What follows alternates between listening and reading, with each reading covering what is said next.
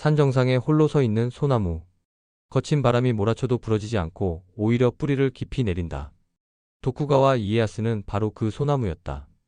1600년 세키가하라 전투에서 이시다 미스나리의 서군을 꺾고 1602년 쇼군에 올라 에도 막부의 평화를 열었다. 에도의 질서는 과거 제도에 기댄 엘리트 양성이 아니었다.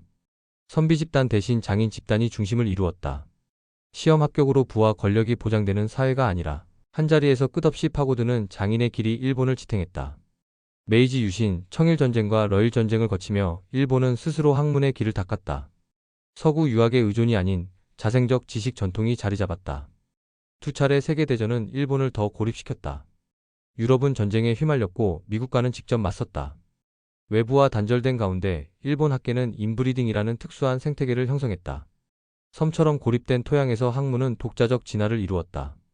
1945년 패전 이후 폐허 위에서 경제안정본부가 세워지고 미군정의 구원칙이 발표됐다.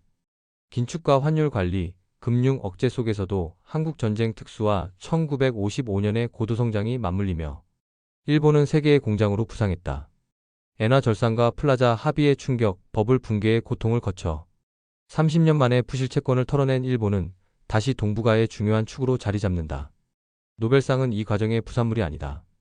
일본의 노벨상 수상자는 장인 정신과 인브리딩 문화의 산물이다. 연구자는 오직 자신의 분야에 목숨을 걸고 매달린다.